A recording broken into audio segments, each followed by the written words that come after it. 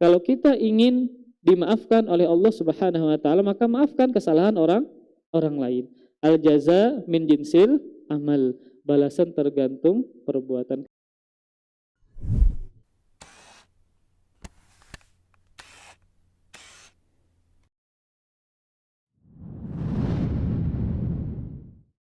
Alhamdulillahirabbil alamin wassalatu wassalamu ala nabiyyina Muhammadin wa ala alihi wa sahbihi wa barik wa sallim ajma'in wa la haula wa la quwwata illa billahil aliyil azim amma ba'du. Alhamdulillah, marilah kita bersyukur kepada Allah Subhanahu wa taala. Kembali kita berkumpul bersama dengan taufik Allah Subhanahu wa taala dalam rangka untuk menunaikan tugas kita sebagai seorang hamba hidup di dunia, yaitu untuk semata-mata beribadah kepada Allah Subhanahu wa taala, dan semoga ibadah kita diterima Allah dan diberikan ganjaran dengan sebaik-baik ganjaran. Kemudian salawat serta salam semoga selalu terhaturkan kepada panutan kita Nabi besar Muhammad sallallahu alaihi wasallam dan kepada para keluarga, para sahabat dan para pengikut beliau sampai hari kiamat. Amin ya rabbal alamin. Ulun masih ingin sedikit menjelaskan tentang muqaddimah dari pertemuan sebelumnya tentang masalah atau berkaitan dengan akhlak ya. Di pertemuan sebelumnya kita membahas makna dari akhlak, yaitu adalah badlul ma'ruf, badlun nada, wa kaful adha, wa ihtimalul adha. Akhlak maknanya adalah badlun nada, yang mencurahkan kebaikan atau memberikan kebaikan, dan wa kaful adha, menahan gangguan ya. Wa ihtimalul adha, dan menanggung atau sabar terhadap gangguan. Maka ini yang disebut dengan akhlak. Jadi akhlak itu bukan hanya tawadhu ya, bukan hanya tersenyum ya, bukan hanya suka menolong, enggak. Tetapi kita tidak mengganggu, itu termasuk bagian dari akhlak.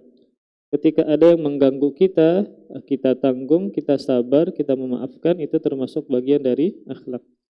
Kemudian juga kita jelaskan keutamaan akhlak mulia sangat banyak ya. Kemarin ada 9 yang ulun sebutkan. Secara ringkas, yang pertama adalah Allah Subhanahu wa taala memuji Nabi sallallahu alaihi wasallam dari sisi akhlaknya. Allah Subhanahu wa taala memuji Rasulullah sallallahu alaihi wasallam dari sisi akhlaknya yang Allah abadikan di dalam Al-Qur'an surah Al-Qalam ya, wa innaka la'ala khuluqin azim. Kata Allah Subhanahu wa taala memuji Rasulullah sallallahu alaihi wasallam, sungguh engkau benar-benar berada di atas akhlak yang agung. Kemudian kemuliaan yang kedua adalah Nabi Shallallahu Alaihi Wasallam diutus untuk menyempurnakan akhlak. Sebagaimana sabda Nabi Shallallahu Alaihi Wasallam, Innama bu'ithtu liutammima makarimal akhlak atau masalihal akhlak. Sesungguhnya aku diutus hanya untuk menyempurnakan akhlak-akhlak.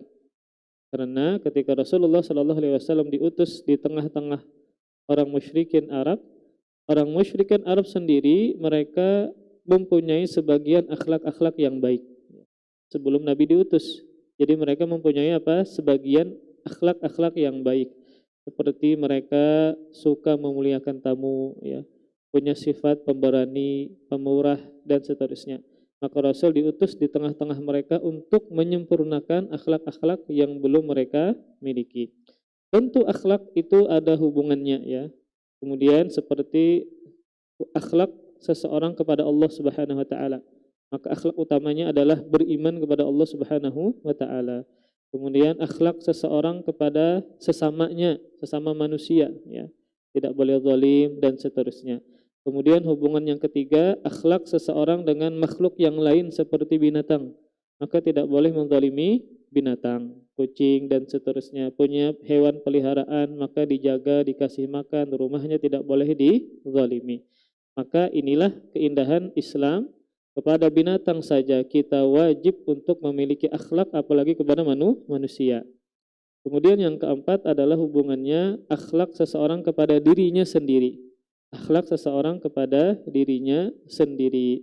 Ketika dia dapat musibah, maka akhlaknya adalah sabar ya, dan seterusnya.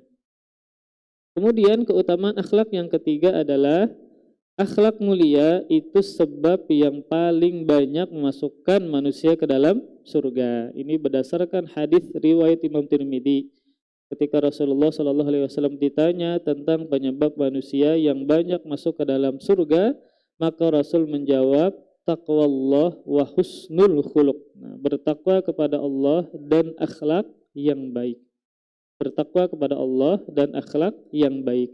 Padahal akhlak itu termasuk bagian dari takwa. Termasuk bagian dari takwa, tapi Rasul sebutkan secara khusus setelah umum takwa, itu menunjukkan keutamaan dari akhlak yang mulia. Kemudian yang keempat keutamaannya adalah Nabi Shallallahu Alaihi Wasallam menjelaskan bahwa akhlak yang mulia merupakan barometer tingkat keimanan. Maka semakin tinggi dan bagus akhlaknya menunjukkan imannya yang juga tinggi. Ketika akhlaknya baik, bagus menunjukkan imannya tinggi. Nah sebaliknya ketika akhlaknya buruk dan seterusnya menunjukkan imannya rendah. Jadi barometer keimanan tinggi dan rendahnya maka dilihat dari akhlak seseorang. Kalau akhlaknya buruk berarti imannya juga rendah dan seterusnya. Kemudian keutamaan yang kelima adalah Nabi Shallallahu Alaihi Wasallam menjadikan derajat kecintaan beliau kepada umatnya berdasarkan akhlak yang mulia. Dalam sabda Nabi, Rasul mengatakan bahwa orang yang paling dekat kedudukannya di hari kiamat denganku di surga adalah yang paling bagus akhlaknya di antara kalian. Nah, maka ini adalah sebab kecintaan dan mendapatkan kedudukan yang paling dekat dengan Rasulullah Sallallahu Alaihi Wasallam di surga adalah orang yang paling bagus akhlaknya. Kenapa demikian? Karena akhlak ini berkaitan kepada orang lain. Beda kalau kita ibadah, sholat, maka kebaikannya untuk siapa? Diri sendiri, baik. Tapi berbeda dengan akhlak. Kebaikannya dirasakan oleh orang lain. Dirasakan oleh orang lain. Ketika itu berkaitan kebaikannya dengan orang lain, maka di dalamnya terdapat keutamaan yang besar, bukan untuk pribadi. Kemudian yang kelima, keutamaannya adalah yang keenam, afwan. Nabi Shallallahu Alaihi Wasallam menjadikan barometer derajat surga dengan akhlak yang mulia. Derajat di surga dengan akhlak yang mulia.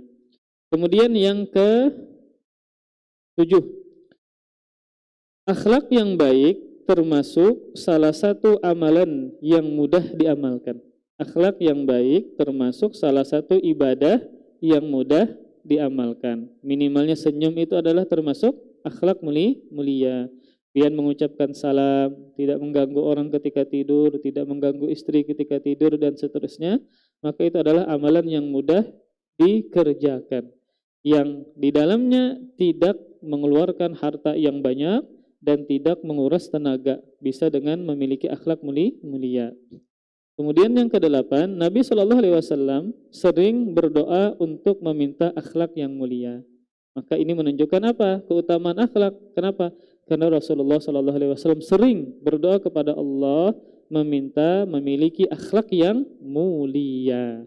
Maka terlebih kita maka selevel Rasulullah Shallallahu Alaihi Wasallam akhlaknya luar biasa. Kemudian sudah orang yang paling bertakwa kepada Allah, makhluk yang paling afdal di alam semesta. Tetap beliau meminta akhlak yang mulia kepada Allah Subhanahu wa taala. Di antara doanya adalah Allahumma inni a'udzubika min munkaratil akhlaq wal a'mal wal ahwa. Ya Allah, aku berlindung kepada Engkau dari keburukan akhlak, keburukan amalan, dan keburukan hawa nafsu. Itu di antara doa beliau. Kemudian yang ke-9, keutamaan akhlak adalah akhlak yang mulia itu sangat mudah mendatangkan pahala. Kenapa? Karena banyak waktu yang kita gunakan untuk bermuamalah. Nah, akhlak yang mulia sangat mudah mendatangkan pahala. Kenapa demikian? Karena banyak waktu kita gunakan dalam rangka bermuamalah. Terlebih laki-laki, inya keluar rumah, begawi kemana-mana. Pastikan bermuamalah. Ketika bermuamalah, maka disinilah kita bisa memberikan akhlak mulia. Kemudian bermuamalah dengan keluarganya. Jadi kita setiap hari ini bermuamalah. Banyak menghabiskan waktu dengan bermuamalah, berinteraksi. Pian di rumah otomatis berinteraksi lawan keluarga pian. Pian begawi otomatis pian berinteraksi lawan kekawanan pian di kantor, di pasar dan seterusnya. Pian ke masjid otomatis pian berinteraksi dengan orang-orang jamaah. Maka ini ada kesempatan untuk berakhlak mulia. Maka kita beribadah kepada Allah Subhanahu wa taala. Maka setiap interaksi kita yang didasari dengan akhlak mulia, maka kita mendapatkan pahala. Karena akhlak adalah bagian dari ibadah kepada Allah Subhanahu wa taala. Kemudian ada dua jenis akhlak. Ada dua jenis akhlak. Ada namanya akhlak jibilli atau akhlak yang sudah menjadi wataknya. Ini memang dari lahir, dari halus sudah memiliki akhlak yang baik. Maka dikatakan sebagai jibilli. Seperti orangnya pangurihingan. Nah, memang sudah lagi halus wataknya, sifat dasarnya senyum terus. Nah, maka ini adalah dia sudah dari awal, dari dasar, dari halus sudah memiliki akhlak mulia. Maka disebut dengan jibilli, akhlak yang menjadi wataknya, sudah dari kecil, sudah dari halus. Dan Rasulullah Shallallahu Alaihi Wasallam ya pernah bersabda kepada sahabat Al-Ashaj bin Abdul Qais radhiyallahu taala anhu. Rasulullah mengatakan, "Ya Ashajju, inna fika khaslataini yuhibbuhumallah wa rasuluhu, al-hilma wal anah." Kata Rasulullah kepada sahabat Al-Ashaj, "Wahai Ashaj, sesungguhnya pada dirimu ada dua perangai yang dicintai Allah dan Rasulnya." Beliau sudah memiliki watak yang mulia, lagi halus, sudah bawaannya sudah punya watak seperti ini. Apa itu yang dicintai Allah dan Rasulnya? Yang pertama adalah al-hilmu, ya, tenang, lambat marah, bisa menahan amarah, itu namanya hilm. Itu sifatnya. Kalau orangnya halim, orang yang tenang, lambat marah, tidak terpancing emosi, itu disebut dengan orangnya halim. Sifatnya hilm. Yang pertama beliau memiliki sifat hilm, ya, lambat marah, tenang, kemudian bisa meredakan emosi dan seterusnya. Kemudian yang kedua adalah al-anah. Bersikap apa? Bersikap tenang, ya. Afwan anah itu pelan-pelan, tidak tergesa-gesa. Yang pertama punya sifat hilm, ya. Lambat marah, ya. Tidak cepat emosi, bisa menahan amarah dan seterusnya. Yang kedua adalah al-anah, punya sikap tidak tergesa-gesa ketika melakukan sesuatu. Maka ini adalah dua watak yang dibawa atau bawaan dari sahabat Al-Ashaj.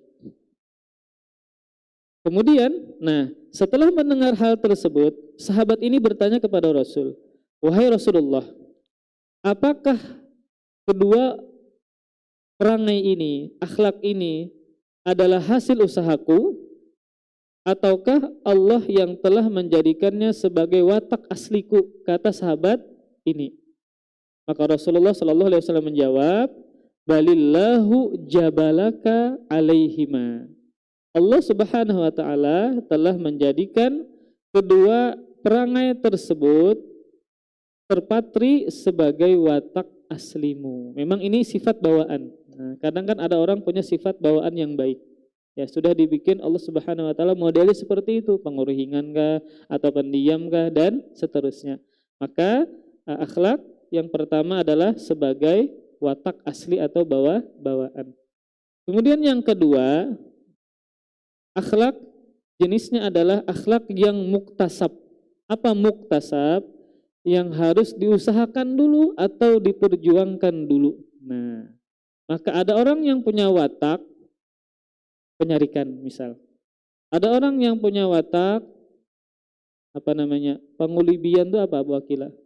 Ketujuh mengulibi orang, meranguti orang. Nah, kada senyum. Ini kan terkadang watak asli yang dimiliki oleh seseorang. Nah, maka bagaimana dia menjadi orang yang tidak marah-marah, suka senyum, maka dia harus berusaha dulu memperjuangkan akhlak-akhlak tersebut.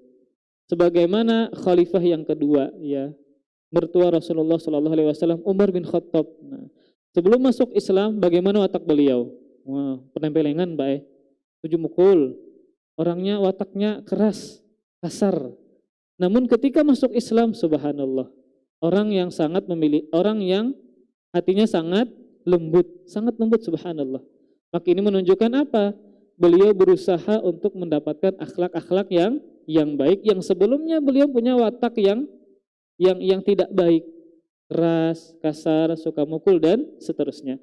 Namun ketika cahaya hidayah masuk ke hati beliau, masuk Islam, maka beliau menjadi seseorang yang memiliki akhlak yang baik, yang luar biasa.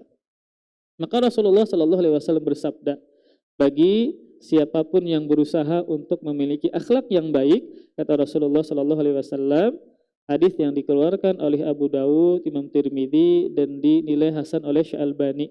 Kata Rasulullah Shallallahu Alaihi Wasallam, ana za'imun bi baitin fi a'lal jannah liman hassana khuluqahu. Kata Rasulullah Shallallahu Alaihi Wasallam, aku menjamin istana di bagian atas surga. Nah, ini surga yang paling tinggi bagi seseorang yang memperindah akhlaknya. Dia berusaha untuk memperindah akhlaknya. Maka kata Rasulullah Shallallahu Alaihi Wasallam, ana za'im, saya menjamin dia untuk mendapatkan istana yang berada di bagian atas surganya Allah Subhanahu wa Ta'ala. Bagi siapa? Orang yang berusaha memperindah akhlaknya. Maka ini adalah akhlak yang harus kita usahakan, yang harus kita perjuangkan. Ya. Seperti misal kita punya watak yang kada penyabaran, ya, kemudian suka tergesa-gesa dan seterusnya. Maka kita harus berjuang, harus berusaha untuk mendapatkan akhlak tersebut. Maka jangan sampai kita katakan mustahil ulun kada penyarikan. Nah, misal mustahil ulun hawa sabar, maka jangan dikatakan seperti itu. Maka semua akhlak bisa diusahakan. Buat apa Allah dan Rasulnya menjelaskan tentang keutamaan akhlak kalau kita merasa itu tidak bisa? Pasti bisa. Terkadang ada orang yang cerewet, cerocos supandir, kada berem misalnya, yang baikkah keluar, yang burukkah juga keluar. Maka jangan sampai mengatakan kada mungkin ulun bisa merem apa yang ulun sebutkan. Maka enggak boleh. Jangan pesimis dulu, harus optimis. Kenapa? Karena apa fungsinya Allah menjelaskan, Rasul menjelaskan tentang keutamaan akhlak kalau kita tidak bisa mengamalkan. Maka insya Allah ketika kita berusaha dan berdoa kepada Allah Subhanahu wa Ta'ala, insya Allah bisa diamalkan. Ya, sebagaimana Umar bin Khattab punya watak yang keras. Namun ketika benar-benar Islam masuk ke dalam hati beliau menjadi orang yang paling lembut hatinya, ya, orang yang paling lembut, suka menangis di hadapan Allah Subhanahu wa Ta'ala. Maka ini para ikhwas sekalian, kita harus berusaha.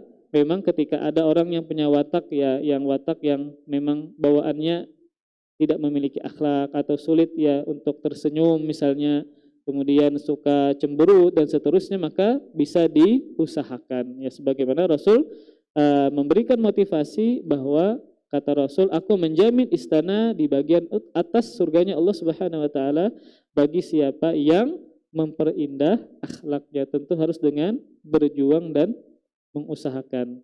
Sebagaimana kita berusaha untuk beribadah kepada Allah, ya, salat duha kan harus berusaha, kemudian bangun tengah malam harus berusaha dan seterusnya. Maka demikian pula akhlak kita harus berusaha. Ya, memang sulit ketika kita bermuamalah dengan orang lain. Terkadang ada orang lain yang menyambati kita, yang zalim kepada kita. Terkadang kawan begayaan niatnya tetapi kita yang tersinggung dan seterusnya. Kadang sulit untuk mengontrol hati, sangat sulit Pak. Memang demikian. Ya. Maka disinilah kita perlu memperjuangkan untuk memiliki akhlak yang baik. Bagaimana sabar, bagaimana memaafkan, ya, bagaimana tidak memusuhi dan seterusnya. Biasanya kita itu tidak memaafkan berkaitan dengan hati. Ada orang yang menyakiti hati kita. Sidin menampar kada, tetapi mulut padas kayak itu nah. Terkadang keluarga kita menyambati kita, orang tua kuitan kita menyambati kita. Terkadang berkaitan dengan sakit hati, ini luar biasa kita kadang tidak memaafkan orang tersebut. Ya. Memang pian punya hak ketika pian dia zalimi, pian punya hak menuntut balas di akhirat. Memang pian punya hak. Karena kehormatan pian sudah direnggut, sudah dirusak. Ya. Ada orang yang menggibah pian, memfitnah pian dan seterusnya. Namun antara pian mengambil pahala di akhirat dengan memaafkan, lebih besar mana pahalanya? Memaafkan baik. Kalau pian beristilah ayo zalimi aku karena pahala ikam aku ambil di akhirat. Pian sengaja jangan seperti itu. ternyata pahala memaafkan lebih besar dibandingkan pian menuntut balas di akhirat. Ada orang yang mengambil ayam pian, iwak pian, dompet pian, kendaraan pian, terabanya hilang barang-barang pian. Sebenarnya pian punya hak untuk menuntut balas maling tadi di akhirat, karena aku sampai mati kata aku maafakan jar pian. Itu hak pian sebenarnya nggak apa-apa. Tetapi yang lebih besar pahalanya ternyata adalah pian memaafkan. Kenapa demikian? Karena memaafkan ada jaminan surga. Kalau pian mengambil pahala orang tadi, ada jaminan surga nggak? Belum tentu. Belum tentu. Tapi ketika pian memaafkan, maka ada jaminan surga dari Allah Subhanahu wa taala. Apa dalilnya? Wasari'u ila magfiratin mir rabbikum wa jannatin arduhas samawati wal ard uiddatil muttaqin alladzina yunfiquna fis sarra'i wad dharra wal kadhiminal ghaidha wal 'afina 'anil nas wallahu yuhibbul muhsinin. Kata Allah Subhanahu wa taala, dan bersegeralah menuju keampunan Allah Subhanahu wa taala, dan bersegeralah menuju surga Allah Subhanahu wa taala yang luasnya adalah seluas langit dan bumi. Bagi siapa? Bagi orang-orang yang berinfak ketika lapang dan ketika sempit. Itu yang pertama. Yang kedua, wal kadhiminal ghaidha, dan bagi orang-orang yang mampu menahan amarahnya. Yang ketiga bagi siapa? Wal afina 'anin nas, bagi orang-orang yang memaafkan kesalahan orang lain, maka ada jaminan surga. Ternyata memaafkan lebih besar pahalanya dibandingkan pian mengambil pahala orang lain di hari kiamat. Makanya memaafkan termasuk salah satu sifat Allah Subhanahu wa taala, dan termasuk salah satu nama Allah Subhanahu wa taala Al-Afu, yang Maha memaafkan. Kalau kita ingin dimaafkan oleh Allah Subhanahu wa taala, maka maafkan kesalahan orang lain. Al-jaza min jinsil amal, balasan tergantung perbuatan. Kalau kita ingin Allah suka memaafkan kesalahan kita, maka kesalahan orang lain juga harus dimaafkan. Sesakit apapun hati pian, maka maafkan kesalahan orang tersebut. Jadi ini para ikhwas sekalian, bahwa jenis yang kedua dari akhlak adalah akhlak harus diperjuangkan, harus diusahakan. Dan juga Rasulullah Shallallahu Alaihi Wasallam pernah bersabda, hadis yang sahih yang dikeluarkan oleh Imam Bukhari. Kata Rasulullah Shallallahu Alaihi Wasallam, man yatasabbar yusabbirhullahu. Nah, kata Rasulullah Shallallahu Alaihi Wasallam, barang siapa yang berusaha sabar, nah, niscaya Allah akan jadikan dia sebagai seseorang yang penyabar. Maka ini menunjukkan bahwasanya sabar harus kita perjuangkan, harus kita usahakan, sehingga Allah Subhanahu wa taala jadikan kita sebagai seseorang yang penyabar. Nah, dan pian sudah tahu bahwa sabar terbagi tiga. Ya, terbagi tiga. Yang pertama, sabar dalam melakukan ketaatan. Maka menuntut ilmu harus sabar, pian duduk, pian kuyuhan, kelaparan, kehausan harus sabar. Kadang pian sholat, bangun tengah malam ngantuk-ngantuk, dingin-dingin, hujan, pulang, pian sabar mengerjakan ketaatan tersebut. Kemudian yang kedua, sabar dalam meninggalkan yang diharamkan. Ya. Banyak contohnya, ada harta yang sangat banyak yang menggiurkan bisnisnya. Apa yang lagi viral itu? Binomo kah? Ternyata judi misalnya. Nah, padahal di dalamnya subhanallah sebulan dapat 5 juta. Sebulan 5 juta, kadang apa-apa pian dapat 5 juta. Oh, sekalinya judi, sabar pian, karena sangat menggiurkan, harta sangat menggiurkan. Maka sabar dalam meninggalkan yang diharamkan. Kemudian yang ketiga, sabar dalam menghadapi takdir Allah yang tidak mengenakkan. Ada orang yang menzalimi pian, ada orang yang menghina pian, menyakiti hati pian, itu termasuk sabar dalam menghadapi takdir Allah yang tidak mengenakkan. Maka ketika dia berusaha untuk sabar, maka Allah akan menjadikan dia orang yang penyabar. Maka ini menunjukkan bahwa kita harus berusaha untuk mendapatkan akhlak sabar.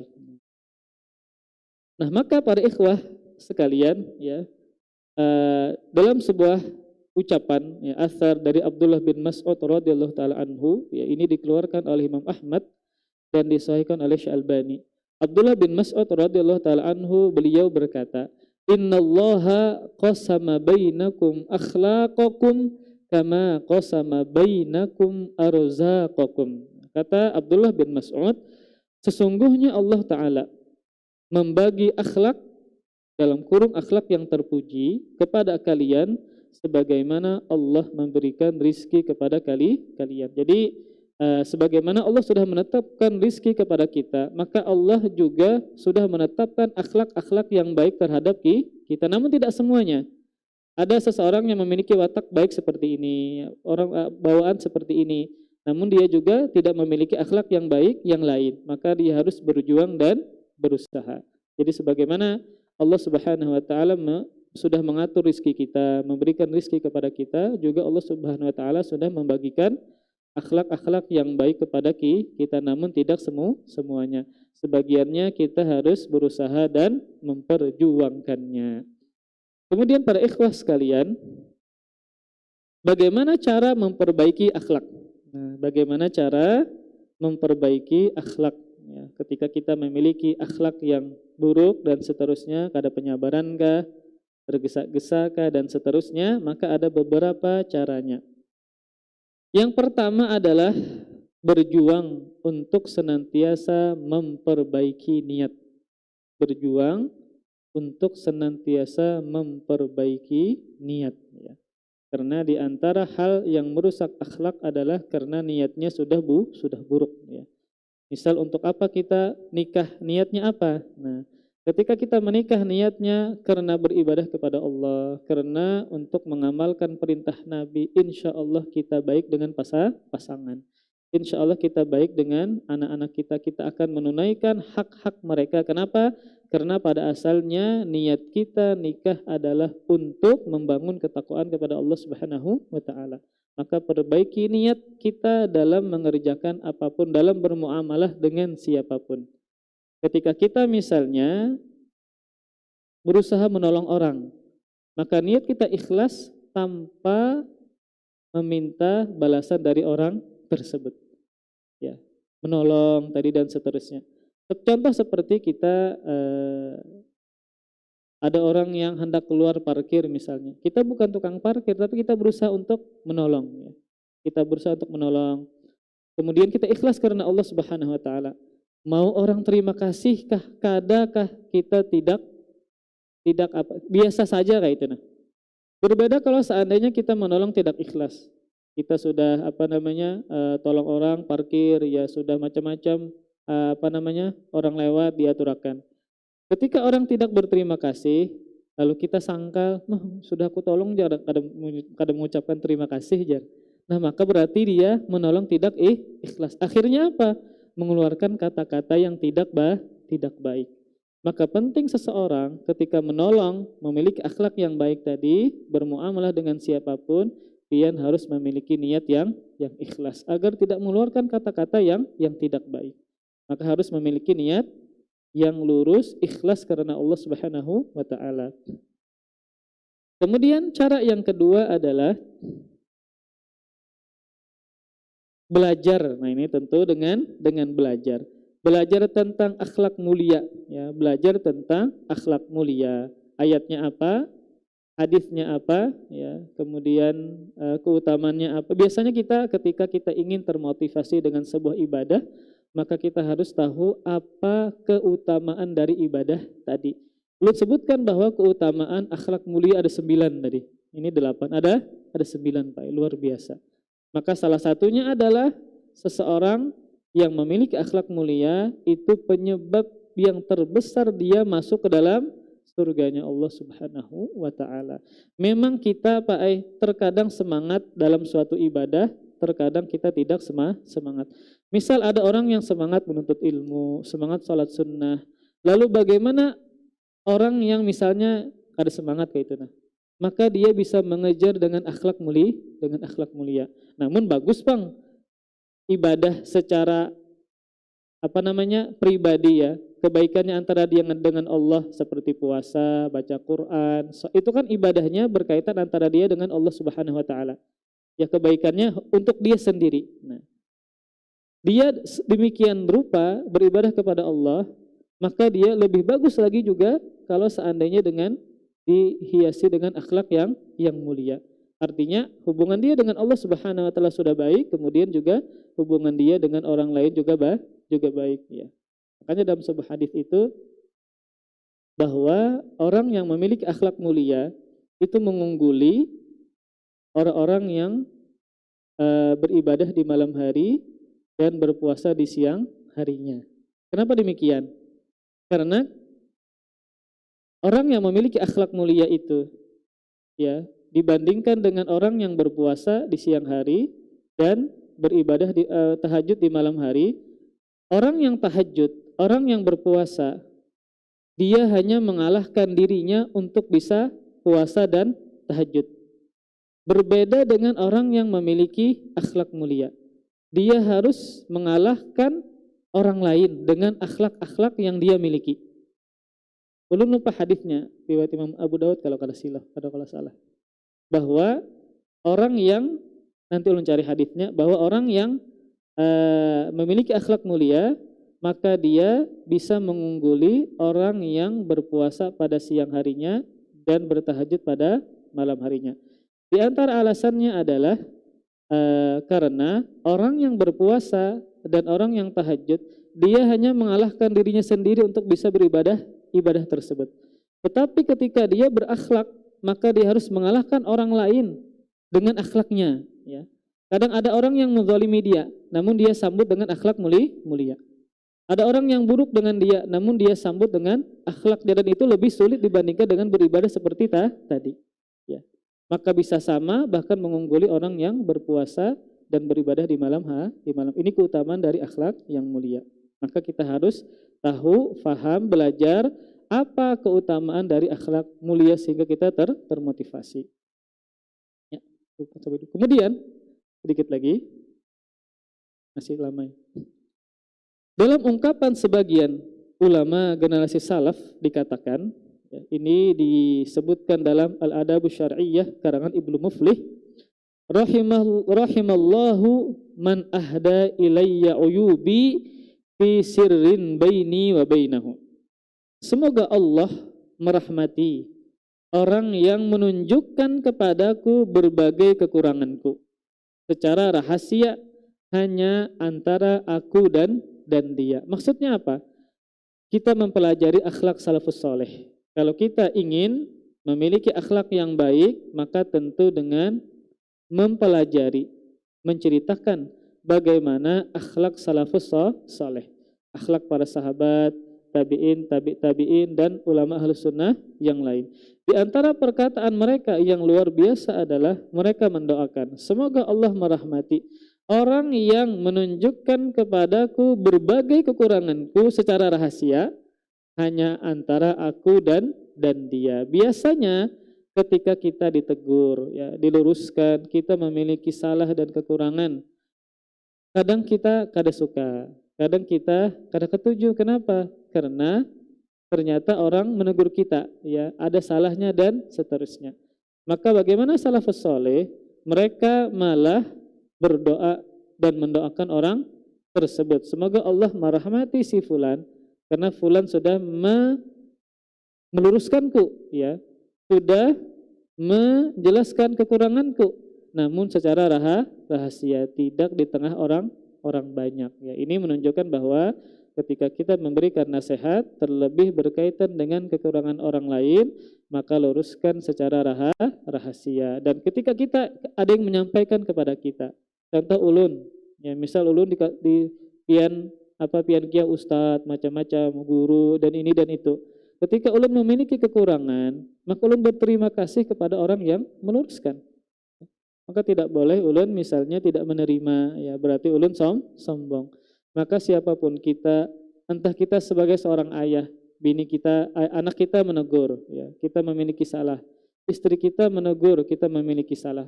Atau karyawan kita menegur, kita sebagai bos ternyata kita keliru, tetap wajib kita terima. Sebagai apa?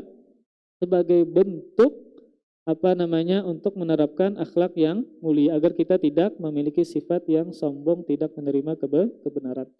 Maka dari ulama salafus saleh, potret akhlak mereka luar biasa. Bahkan Ibnu Aun, ya, seorang ulama, ketika beliau ada yang menggibah beliau, ada yang merusak kehormatan beliau, apa yang beliau lakukan? Mendoakan keberkahan kepada orang tadi, ya.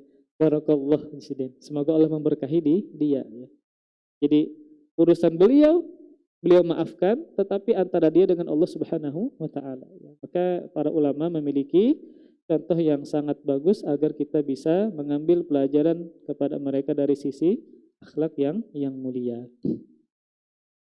Kemudian para ikhwas sekalian, kita baca sedikit hadis yang pertama. Afwan, sebelum itu kita kupas dulu sedikit tentang kitab Bulughul Maram ini, bab yang terakhir. Jadi Bulughul Maram ini adalah karangan Al-Hafidz Ibnu Hajar Al-Asqalani, Ahmad bin Ali bin Hajar Al-Asqalani.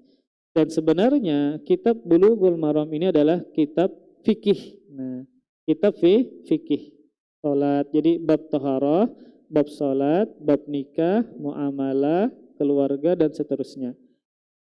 Kemudian di akhir dari kitab-kitab tersebut penulis membikin atau memasukkan hadis-hadis yang berkaitan tentang adab dan akhlak. Tentang adab dan akhlak. Untuk apa? Maka itu sebagai isyarat agar kita yang belajar fikih, agar pengetahuan kita dihiasi dengan akhlak mulia. Agar seorang penuntut ilmu agama, ya seorang yang mempelajari hadis Nabi, ya tentang ayat yang berkaitan dengan fikihkah, tauhidkah, maka harus dihiasi dengan ilmu agama. Terlebih masyarakat itu pertama kali menilai seseorang penuntut ilmu agama dari sisi akhlaknya. Maka ketika mereka misalnya sudah nggak suka dengan kita, akhlak kita buruk, maka kita tidak diambil ilmunya. Maka mereka tidak mau belajar kepada kita.